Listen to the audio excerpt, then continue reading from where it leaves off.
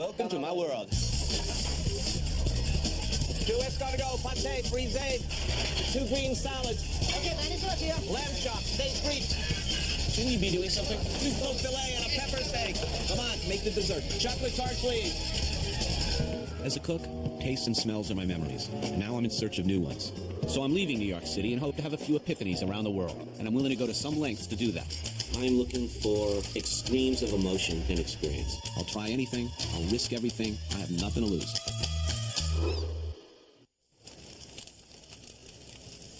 Jeez, it's hot. Blistering. I'm frying here. It's brain-braising. Bloody hot. I've been coming to St. Martin to get away from things since back when I really had things to get away from. By some freak act of nature, however, I hit midlife and get shouldered with more responsibility than I'm worthy of. I find myself at the age of 46, a writer, accountable to a publisher. Hello, yes. I'm busy. I'm working like a dog. What is it? And the executive chef, quote-unquote, of a busy French restaurant in New York City. Think of something. Skate with brown butter. Don't bother me. Yet St. Martin is still the one place on earth that I can go to get away from the pressure and deadlines. Here I can put my unbridled neuroses in the back seat. I switch to island time. I become slower and kinder. And, well, I relax. Over time, this has become my home away from home. I've already been to all the wrong places, the wrong restaurants, the wrong beaches. By now, I know how to enjoy myself on St. Martin. I don't want to sit straight-jacketed in front of a white tablecloth waiting for a rude French waiter to notice me. Do you? So thank God for people like Ross Bushman, proprietor of the Freedom Fighter Ital Shack. This is where everything happening. He's a bit of a local legend and proudly Rastafarian. I like farming communities everywhere. We share a worldview on a number of burning issues. The blessed Rastafari. I'm famously not a vegetarian and not sympathetic to vegetarians, but I like Rastafarians. I've been driving by Ross's place for years. Even after I heard about it from my friend Bulldog, I wasn't sure if he was kidding. It's not the most approachable business I've patronized. Yes, we're blessed. Rastafari. That's right. Thanks for having me. Bulldog there. Bulldog. Hey, Bulldog's a friend and local DJ. pleasure for yourself. What's on the menu? What's on the menu today, Ross? Well, we'll sit later and you'll taste it later because it's a special. It's simple. If you eat conscious, you think conscious. If you eat healthy, you think healthy. I mean, if you eat garbage, you think garbage too. I believe that. This is some ganja leaf. As you can tell, this Saint drinks on the Lido deck with gopher. What better way to work up an appetite than with some ganja leaf tea? We're making the tea and we put it in the fridge and we're having a nice time. I'm feeling all those Food Network memos just flushing right out of my head. To heal, it's good for your mind, good for relaxation. It's against all disease. Okay, don't get all excited. The leaf part is the drug-free part. So this is about as strong as a bottle of Snap. Ganja tea leaf. I didn't like herb tea till this. This I like. My kind of place. No shoes. Like the people, like the ambience. I'm halfway there. I have every expectation of a good meal. Ross Bushman's wife, Risa, is hard at work in the kitchen, getting things going.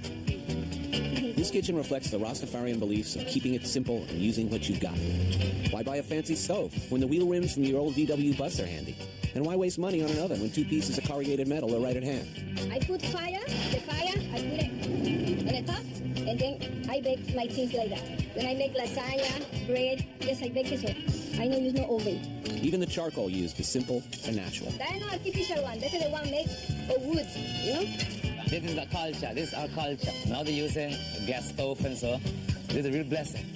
Give the coals a bit of a fan, and you're ready to cook the next dish. Soybean fritters. Soya beans, whole wheat flour, garlic, onion, sweet pepper, seasoning, baking powder, some sea salt in it. After a couple minutes in the hot oil, the batter's transformed into a tasty patty. A little more oil in the pan, and Risa's ready for the next dish. Cornmeal croquettes. One last turn of the greens, and the meal is ready. And on cue, Ross arrives to give the food his blessings. You just give thanks because these things, them is healthy food. And if you eat healthy, you can think healthy, you understand? I find a sleeping dog is often an indicator of a good meal also. Bare feet, sleeping animals nearby. Good blessing. Meat or no meat, I'm ready to dig in. Say when I can grab some. This spread looks amazing, but I can't help wondering, where are the eating utensils? Utensils? Yeah, they're in there. Oh, okay. You eat it with a piece of a coconut shell. That's your utensils. Oh, that's the thing? Cool. Good blessing. Want to eat? Good blessing. Thank you. Yeah. What's the green? That's Broccoli leaf. But you have to mix, you can mix them together, yeah, if you want. I mean, just enjoy it because either you get tighter. Hey, that is really good. Yeah, you heard me right. It's a vegetarian meal, and I'm liking it. I mean, it's not always about meat, right? Right? We eat a lot of pork and a lot of chicken on this island. And when you're not doing that and eating out, maybe you barbecue meat at home. Come here all the time. This is my vegetarian break. All the toxins I put through my system over the years, maybe a good cleaning is a good idea nowadays. Yeah. Good stuff. I can't believe I'm saying this. Maybe it was that beverage I had before. Like so many great dining experiences, if you're willing to delve beyond the surface, open that uninviting-looking door, there's good food, and proud, nice people waiting on the other side. Love, blessing, and love, and till soon again. Even down here in that happy, half-drunk, sun-stroked state of semi-consciousness, every once in a while the reality of my other life back in New York manages to intrude. Come on, Tony, don't muddle the fruit. The French fries are not ready. Where is table 10? If I need table 12, the lady's gonna walk out of here. It's a little quieter down here. Food should come from a place. It should come from somebody. It should, at its best, reflect culture, location, and the cook. And a great example is Poulet d'Orléans. Real classic Antillean specialties. Really, the full spectrum, and also famous for their fresh grilled chicken. They eat well. This is a typical Antillean house. A place with a lot of history.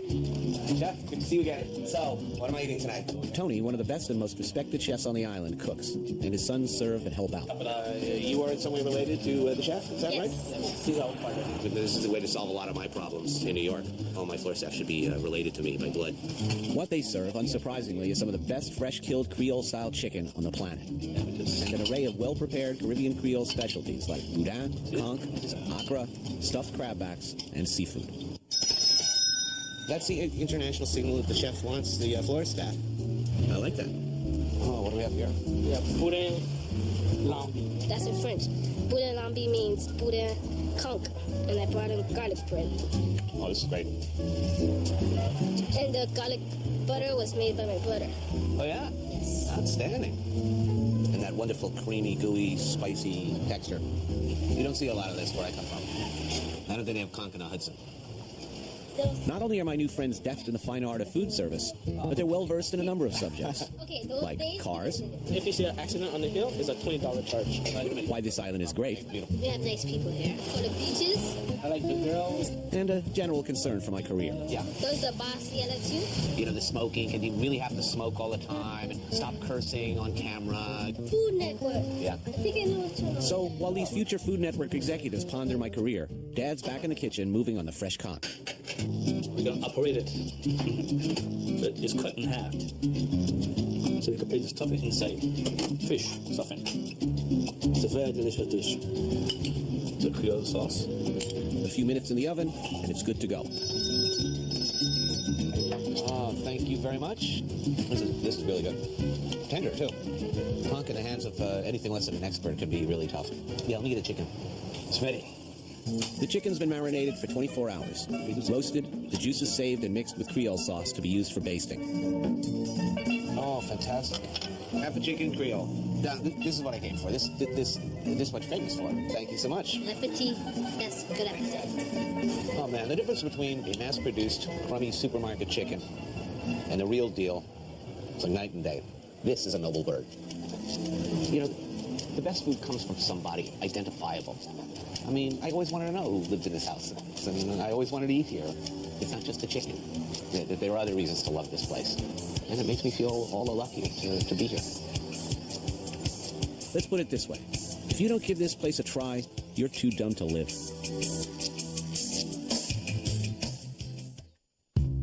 Okay, I still gotta make a living, right? Writing may be easier than standing in front of a stove searing fish fillets or making eggs Benedict. But it does intrude on my zen-like state of blissful inebriation down here. Ball goes up, ball comes down. Ball goes up, ball comes down. Ball goes up, ball comes down. New York, St. Martin. New York, St. Martin. New York, St. Martin.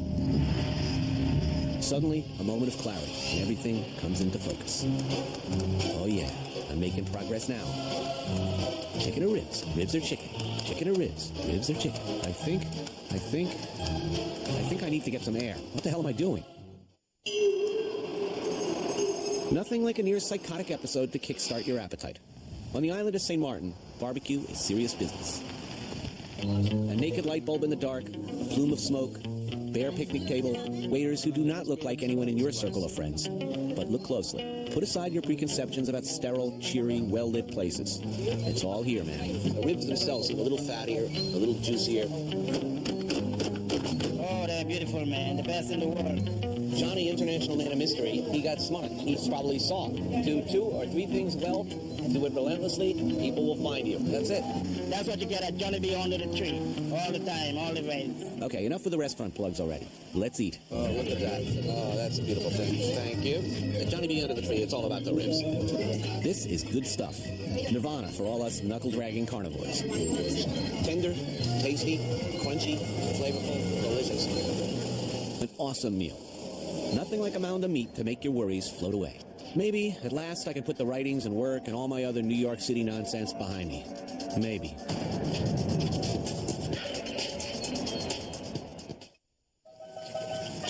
You know, no matter how beautiful it is down here and how long I spend, you know, I'm very aware of the fact that I'm a chronic New Yorker. I'm sort of a divided character. You know, I do feel its pull, even here. I gotta keep this island rhythm going, so I head over to the breakfast spot preferred by all true island denizens. Hi, welcome to Hilma's Windsor Castle. Hilma's somebody who really enjoys cooking and started experimenting at home with the best Johnny cake, which is the best saltfish, and started up a little joint operating out of an old clapped-out trailer, and quickly established herself as maybe the best breakfast, lunch, snack place on the island. But before I could have my morning Johnny cake, let's backtrack a bit. While I'm still sleeping off my hangover, Hilma and husband Naaman are back at their house, feverishly preparing the day's food. It's a race against time because I'm trying to get all these things done before 7:30. Canada soup. It's the family of the broccoli family. It's a green, something like spinach. This is beef. I also put pigtail and pickled pig snout. And some homemade cornmeal dumplings to top it off. The soup will cook about 15 to 20 minutes. The beef is pre-cooked. The pigtail is pre-cooked. It's just a matter of the pumpkin and the dumplings and everything getting mixed up together, cooking together. Next on the menu, another island staple, saltfish. This is my famous saltfish that goes with the Johnny cake. Since it is very, very salty, I cut it in little chunks and put it to boil so the salt will get out very fast. A quick pan fry of some peppers and onions, and it's good to go. And finally, the cornerstone of any respectable island meal, especially breakfast, the Johnny cake. Naaman handles mixing up the batter. The Johnny cake, as he said, with baking powder, salt and water, put a little bit of oil, very strenuous to knead all that dough. And he continued kneading and bring it to a certain texture. Because I teach him to do a lot of things in cooking. He never liked cooking. And now, sometimes he cooks better than me. That's correct. A few trays are loaded up with balls of Johnny cake dough. And with little time to spare, the car's packed and Hilma's off to her diner. Once there, no time is wasted.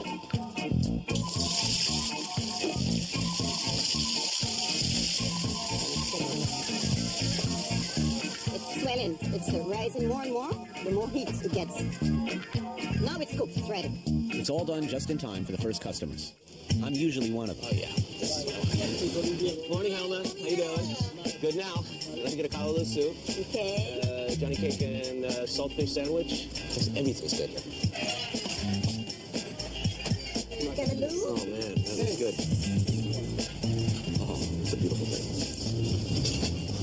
Okay, it's a departure from cold cereal. But this is great. This hits a spot for sitting morning. And the hits keep on coming. While I plow through the soup, Hilma works on round 2. This one is the Johnny cake with saltfish. Yeah, here we go. This is saltfish here. Thank you. Oh, look at that. The saltfish sandwich on a fresh Johnny cake. These Johnny cakes are unsurpassed on this island, by the way. This is the best. Made fresh every morning. That's good. Look at that. Fluffy, airy, beautiful Johnny cake. You know, all thoughts of my kitchen and my writing and any other responsibilities I might have. But for the moment, blissfully banished from my consciousness. It's not just that this place is here. It's that it's here every day. And, you know, after you do it a few times, it becomes part of your regular routine. I mean, it's something you look forward to on a cellular level. And when you go away, it's one of the first things you miss. You miss that routine, waking up, going home. You know what some people refer to that soup as? Most of the local guys, What? they say when they want to make a baby, they're going to come and drink some of that soup. They say it's stamina. That's what the guys then say, I don't know, huh? That's what they say. No comment. I don't know if this makes me strong, but what I do know is that it's damn good, and New York seems ever farther away. Hey, thanks a real lot. I'll see you tomorrow. Thanks for stopping here. Okay. All right.